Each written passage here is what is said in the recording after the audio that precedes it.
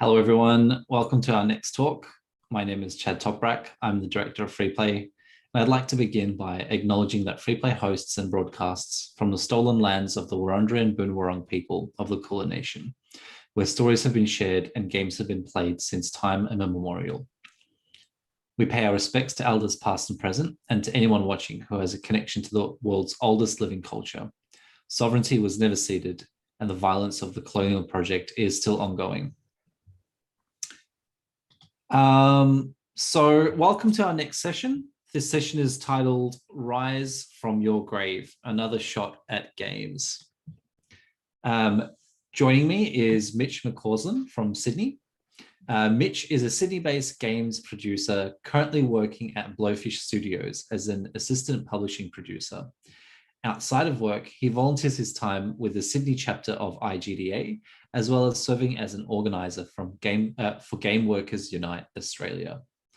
Prior to working at Blowfish, Mitch worked for major advertising agencies, slot gaming companies, and even his hometown arcade. Please give it up for Mitch, and I'll hand it over to you now. Oh, thanks, Chad, for that lovely introduction. Just give me one minute, I'll share my screen. Oh, all right, so took a little bit of my thunder there. Like a couple of my slides are going to be about what I do, but I digress. So yeah, my name is Mitch McCausland, as Chad nicely put. Proper pronouns are he, him, and I currently live in Balmain in New South Wales. As Chad stated, I currently work at Blowfish Studios, an Australian independent publisher slash developer of indie games, as an associate publishing producer. I also volunteer my time as an organizer for both the IGDA Sydney chapter and Game Workers Unite Australia. And prior to getting a job at Blowfish in January of this year, I've been working very diligently to get my foot in the door to become a working game development professional for almost a decade. Now, before I start, I just have to give you a little bit of a disclaimer. Now, I understand that what I'm going to share with you today comes from a place of privilege. I acknowledge that, like me, being a straight, white, cis man from a middle-class upbringing has benefited my career in some ways. There are many things that I've experienced that I have subliminally or explicitly benefited from my my privilege, and I don't expect anything that I say to represent everybody's experience within and outside of the industry. However, with that said, if I've made a positive contribution to anybody's career development for what I share today, I think that will be a great win for everyone involved. And also too, it's my first talk ever, so please be gentle or not. I'm not your dad. So here are the topics that we're going to be covering today, going from education all the way down to dealing with stuff outside of the industry. And fingers crossed, we'll have some time for questions at the end. Now, the first step for any career is skilling up, getting the skills you need to be able to actually get into the industry. Now, game development's has historically been not too transparent in how to get in, how to seek employment or get the skills. It's gotten better, but it's still quite a black box to many outside of the industry. However, there are a fair few options that you can do in terms of actually getting the skills that you require. It just takes, and I can go through what I've done as someone who's tried, just to give you a bit of a taste of what to expect and what you should consider. Now, I've had a crack at 3 different means: traditional university, specialized private colleges, and self-directed online learning. I've got to preface that the first 2 methods, that is the university and college options, I did that about 10 or more so years ago. So things have changed since then. but some of them, but still some of the nuggets that I experienced then are still kind of relevant now. All I can say is it's actually improved for the better. So you'll be in a better standing than where I was. Now, as for traditional university, that was the first option I tried. Straight out of high school, I started a Bachelor of Computer Science majoring in multimedia and game development at the University of Wollongong. So that was in 2007. Now, pros of that was being from a traditional university with a legacy of research and stringent peer reviewing and curriculum. The actual core content of that degree, the computer science stuff of it, was very solid. So I was given a lot of knowledge and tools to understand the core ideas of object-oriented programming and the like. And also too, it was really close to home for me at the time, as I was living in Campbelltown, which is southwest of Sydney, with my parents at the time. So it was just a bus ride away. The cons, though, that it was the first year that they had run that major. So a lot of they hadn't really nailed the flow of the actual game dev stuff. It was all tacked on in the last year of the degree, especially when I was meant to be doing a major project. And there wasn't really any synergy with the artists. It was very very programming heavy. I did maybe 1 or 2 subjects of kind of art, and they're kind of just, there wasn't really any kind of game dev specific stuff to consider. However, with those cons, I felt it wasn't right for me at that time. So I halfway through the degree, I changed my options. But with that said, it didn't work for me, but it worked for other people. A colleague of mine, she'd finished that degree when she started with me, and now she works at the likes of Nix's up in Amsterdam. She's worked on titles such as Tomb Raider and The Avengers. So just because I had a bad time, well, not bad time, but it wasn't an optimal time at UIW, university can work for other people. And yeah, it's just got to be about you and where you are at the time. So what I did instead, after a year and a half at UIW, I went to Quantum College Sydney, which is now SAE Creative Media Institute, to do a Bachelor of Interactive Entertainment majoring in games program. Now, I found that the pros of that was, I found that it was very more game dev focused. I felt it was more relevant. I thought it was accelerated as well. It was a degree, but it was done in 2 years rather than 3. And there was a lot more cohesion between programmers, artists, designers, and just game development methodologies as a whole. However, given the time that I took the degree on, at it's like mid-2008 to the end of 2010, it was in the midst of the GFC, and prospects weren't looking really good in terms of like what kind of jobs there were. Unity was still in its infancy and it wasn't really taken seriously, so there was no real kind of standardization and accessibility of the tools, that industry standard tools. And also too, the college itself was expensive. I got fee help, but I'm still paying that debt off. So even with the government assistance, these specialized college degrees are quite expensive. And the quality of the teaching and the coursework varies. So I thoroughly recommend that you talk to previous students, do some research online, not just straight from the college itself, but from like perhaps maybe somewhere like Glassdoor if they do colleges. Just try to get an understanding of like the quality of the teaching and the kind of where the graduates end up. Because like while there are a dime a dozen of these colleges, you need to make sure you know what you're getting yourself into, especially with the cost. And finally, further down the track, this is years later, once I'd really decided I needed to really pull my finger out to get into games while I was working as a professional in other areas, which I'll get into later, I felt I could give a try at self-directed online learning through little short courses on the likes of Udemy to learn this stuff like Unity.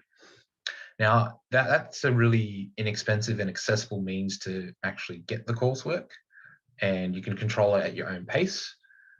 Places like Udemy, for example, a lot of it's all video based, and they'll give you, finished code for that subject, and they also got forums. So it's really great to kind of like collaborate and figure out what you're doing wrong or where you're struggling. However, they're not accredited and thus aren't really recognized by employees. And the jump from shoots to an actual project of your own without any guidance is really hard. I struggled with that a lot, trying to actually, I want to work on my own games now that I've done these Unity shoots, but without like a really strong disciplined mindset or being a unicorn, having skills in like not just code, but art and music, it's really hard to do it by yourself. So yeah, just make sure that you like look at all the different options that you've got for acquiring those skills, and then do the one that's right for you. But even so, with all that in mind, you have to also consider knowing what kind of role you want to have in the industry, not only as a worker, but also as a community member. Because as you may know, there are a lot of little roles that the industry provides.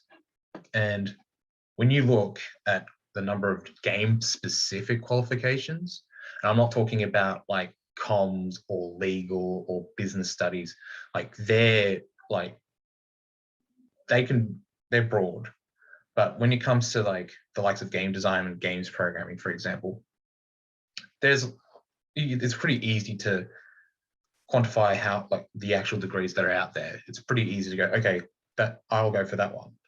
However, when you look at the jobs that are out there, then it gets a little bit daunting, because just from a brief glance, there's no clear kind of obvious means to become a QA analyst, a level designer or a systems designer or a narrative designer.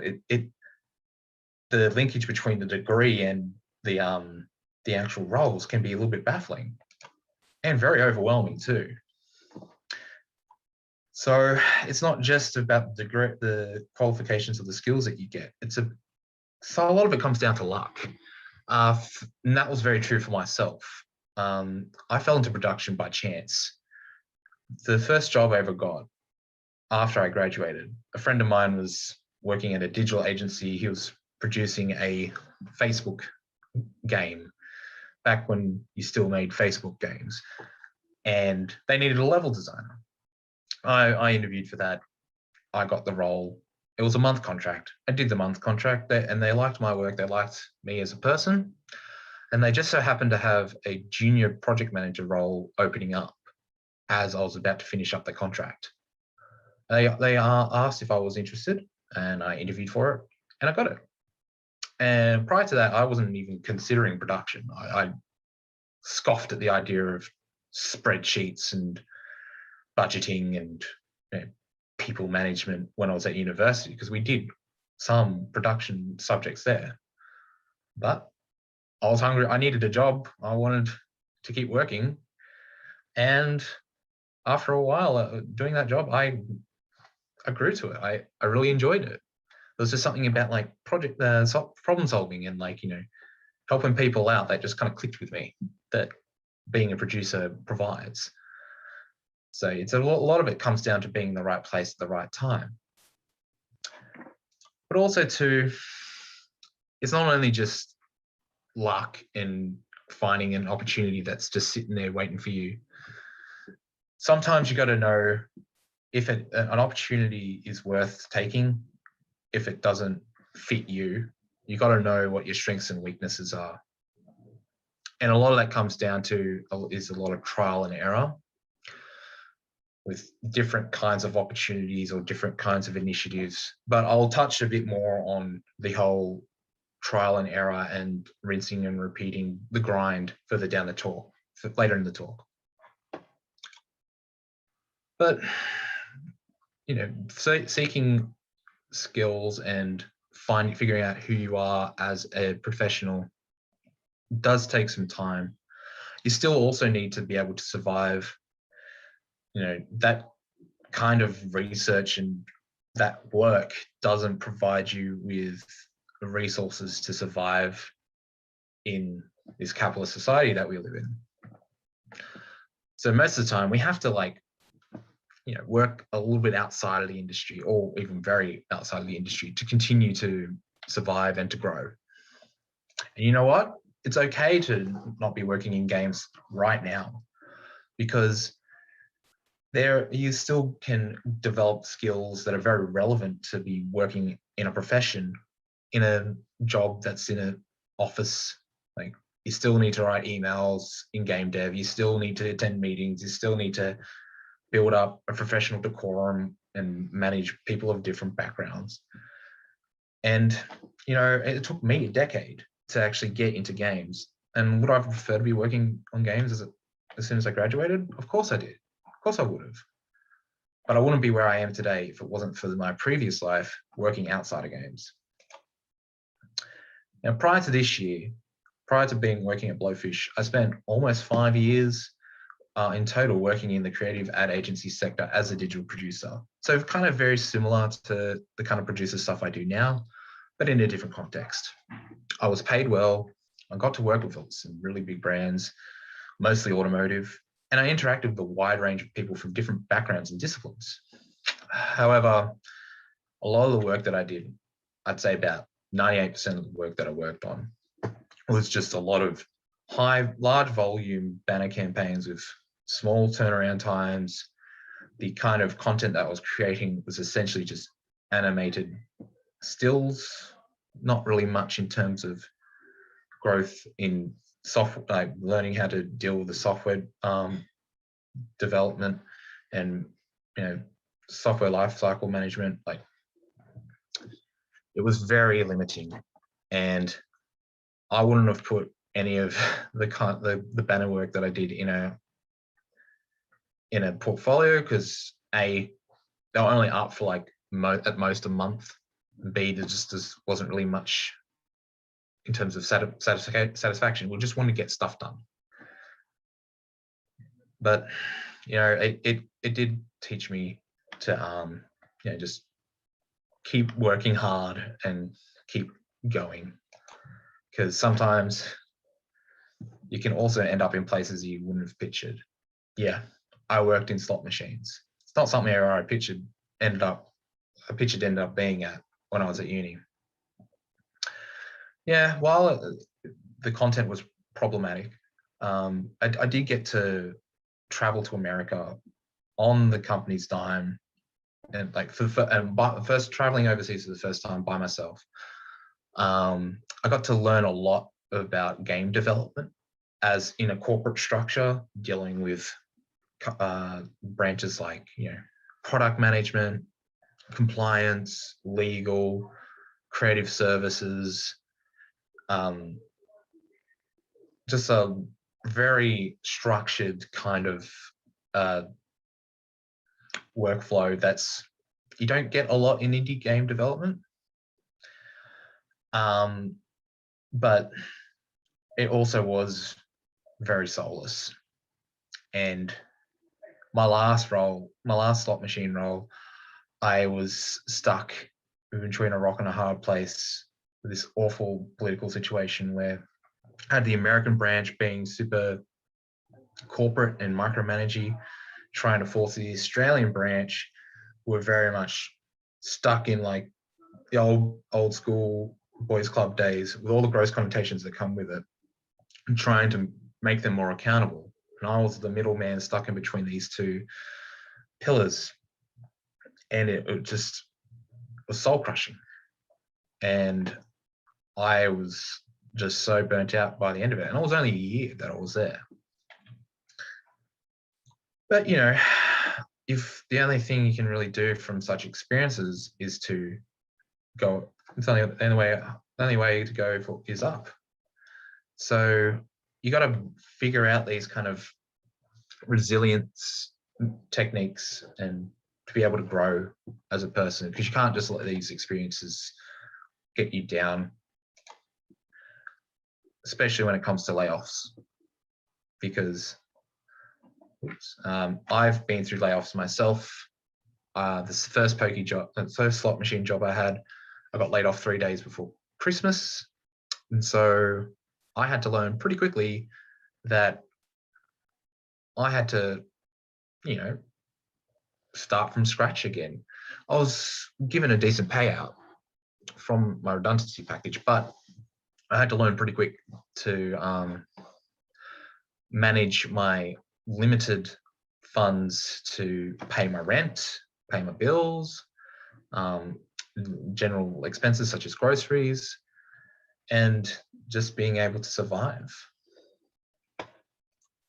Because also too, going for job interviews, I learned pretty quick that things aren't given to you. I was pretty lucky initially on where just like these opportunities came up and I just grabbed them. But once I lost that first slot machine job, I had to work for it. Going to countless job interviews and getting rejection after rejection felt like a massive kick in the teeth. Like it seemed like a lot of my experience that I got from such a large multinational gaming company meant stuff all to everyone, even to their competitors, which I did interview for. It took me years later, when I had gotten back onto my feet and gotten into advertising, when I realized I actually really need to give it a good crack to get into games, that I started to see that the interview process was more like a roguelike than a Souls-like.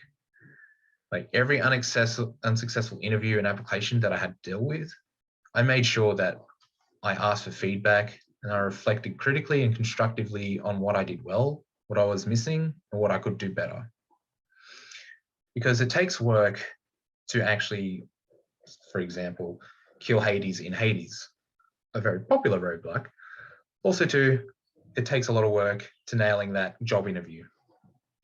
Like I learned pretty quick, like as I said, I started my career with these lofty expectations that being a game developer, a games design program director, owning my own studio was my destiny. It was owed to me. But through my trials and tribulations, I learned that it's not. Nothing is owed to you. You have to work for it. You've got to get rid of that sense of entitlement, which sadly is very prevalent in the consumer end of the game industry. And that's why getting involved in the community is so important. Understanding that there are people just like you struggling to get a foot in the door, who are going through some hard times, or who have the same passions as you, or similar experiences as you. Because you don't have to be working in the industry to be part of the community. There are a lot of people who do it to make games on like as a hobby, or as an extracurricular thing, or they're just students. Their experiences and their opinions are still valid. Gatekeeping is not going to help anybody. And there are other ways you can take part. Prior to COVID, I found attending face-to-face community events to be very worthwhile. Well, hopefully with the situation around Australia and New Zealand, it's starting to settle down that we can have some more of these face-to-face community events. But when it gets to a point where it's safe to do so, I will thoroughly recommend you to attend the likes of your local IGDA chapter meetups. Like generally speaking, depending on where you are, they'll have it monthly. If there are any game exhibitions showing off next batch of like indie games, or even if it's more consumer facing, go to them, or even go to some professional meetups that some companies will run. Also, too, I thoroughly recommend, like, if you're not so much of a face-to-face extrovert, joining a game dev Discord will help. There are plenty of them out there, and I'd recommend the likes of GDAU, Gaming with Wings, for those who are in New South Wales, and Game Workers Unite Australia's Discord server. And you also really need to look into using Twitter. I have begrudgingly taken on board the use of that social media platform, as it is very heavily used by the game dev industry at large. It took me a while to swallow that bitter pill, but it helps. Just make sure you don't get too addicted to it. Like, you got to take care of your mental health as well. And finally, attending conferences like this one. You've already one step towards getting the foot in the door. Like, I would also recommend, once things are similarly to the community events, if we get to the point where, like, say, for example, Melbourne Games Week is confirmed to be completely physical, I thoroughly recommend you go to that, because in that way you can, there's so much value in these, like, little micro exchanges of, like, meeting up with people, like, in between talks, and, like, these little kind of social events that pop up, these sporadic things. They're where you get the great bonds with your comrades, to get a better understanding. Like, that's what I found a lot of value in last time I went to Games Week, for example, just meeting with people that from Sydney down in Melbourne. And I wasn't working in the industry at the time, so I found that to be quite helpful. And for the majority of them, they're free. Maybe not so much the conferences, but all the other ones, like going on Twitter and joining a Discord and that kind of stuff, only requires your time. However, with all that said, you also have to focus on yourself, and you don't want to burn yourself out even before you get your foot in the door. So it's very important to know when to take some time off and to shift things around, because I'm coming up to my last topic, which is all about shifting gears and making sure you're taking care of yourself.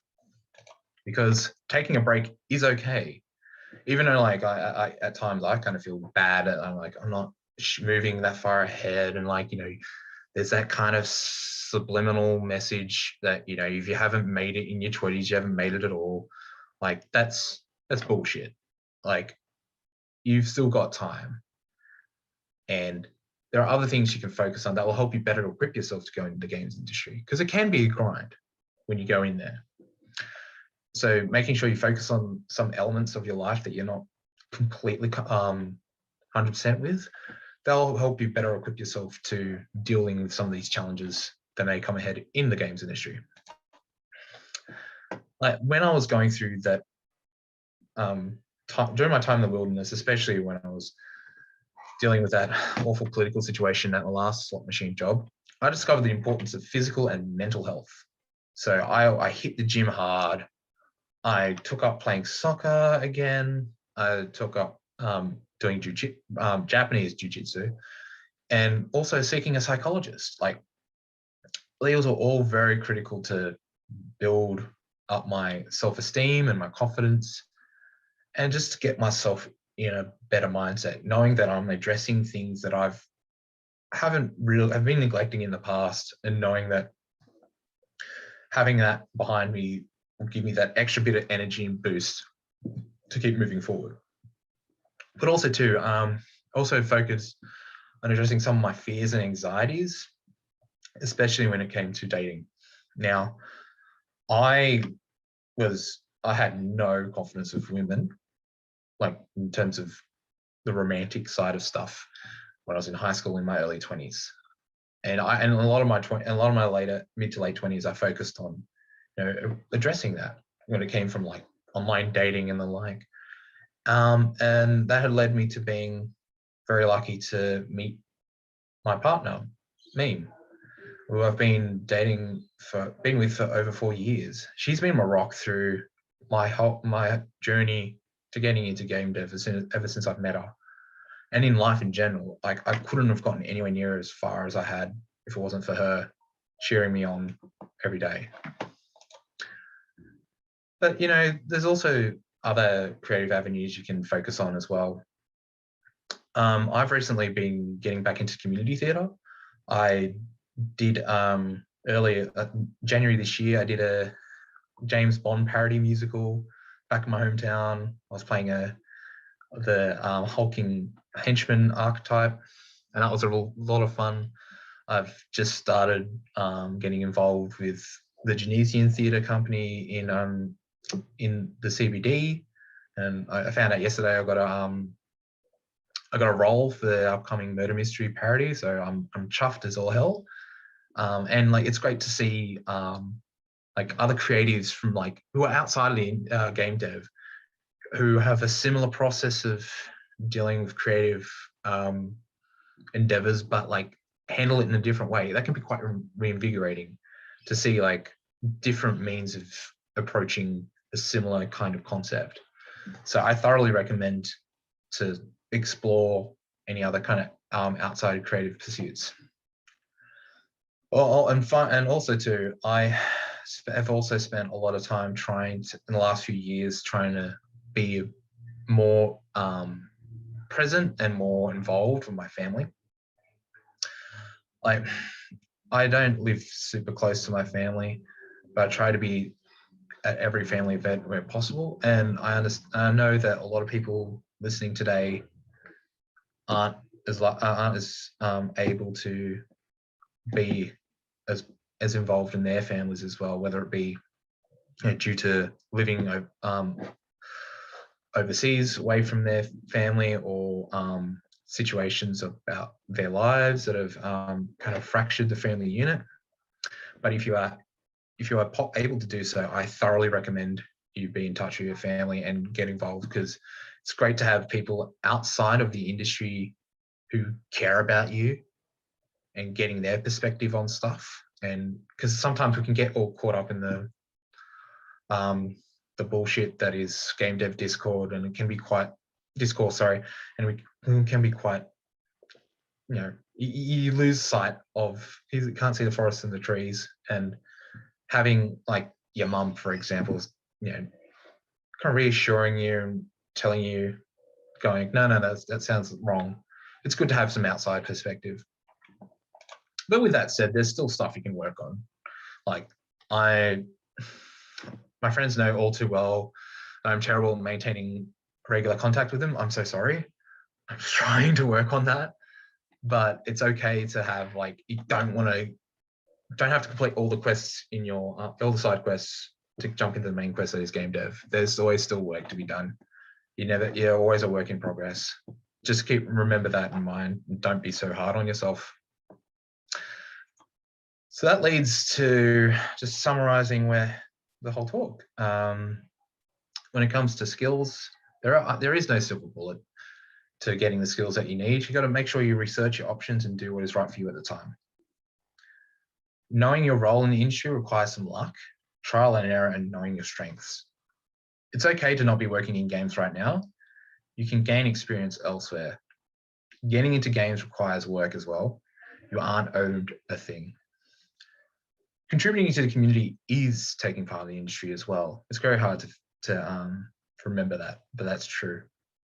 Finally, work on other aspects of your life that will better equip you for the industry in the long run.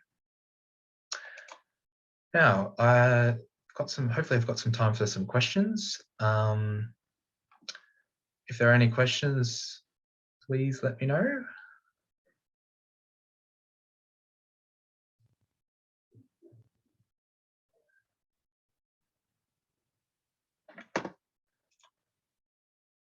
Oh, excellent. All right, sweet. Thanks, Chad. Yeah, so whoever's got questions, please let me know. I'll open up the floor. No.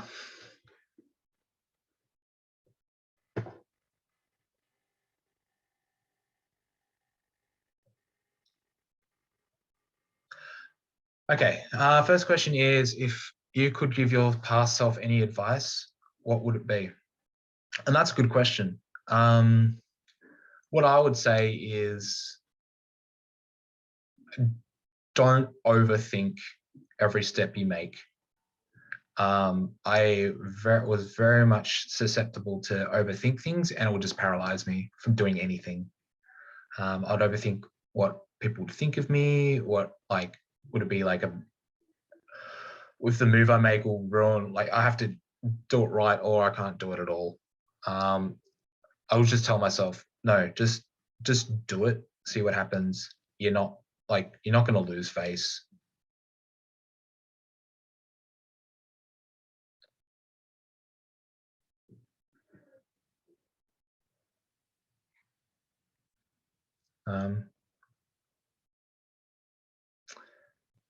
Yeah.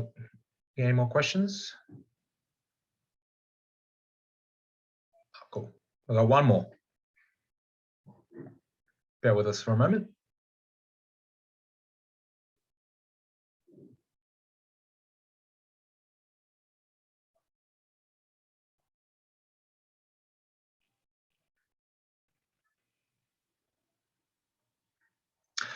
The next question is, any advice for picking yourself back up after a difficult job application, like an application rejection? Yeah,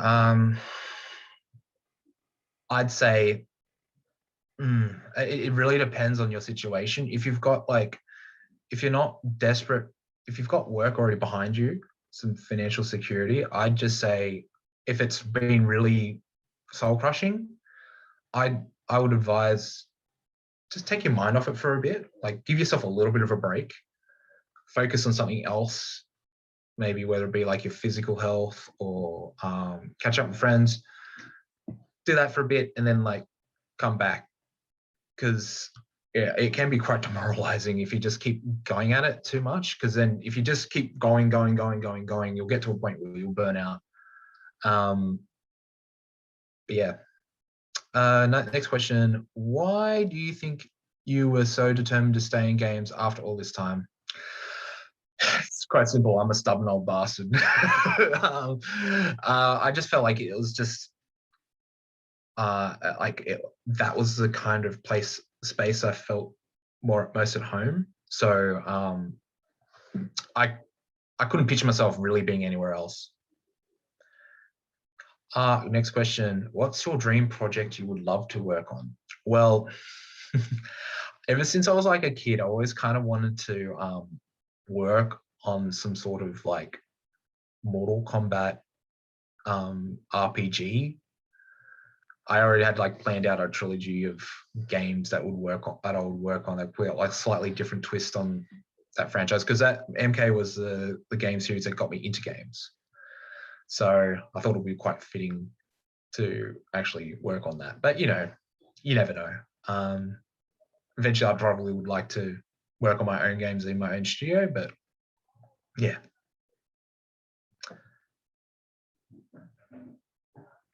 All right, that's all the time we have. Thank you everyone for the questions. Thank you for listening. Thanks to Chad and the Freeplay team for having me. This has been great. I'll just quickly flick up my socials if you don't know. And yeah, thank you very much.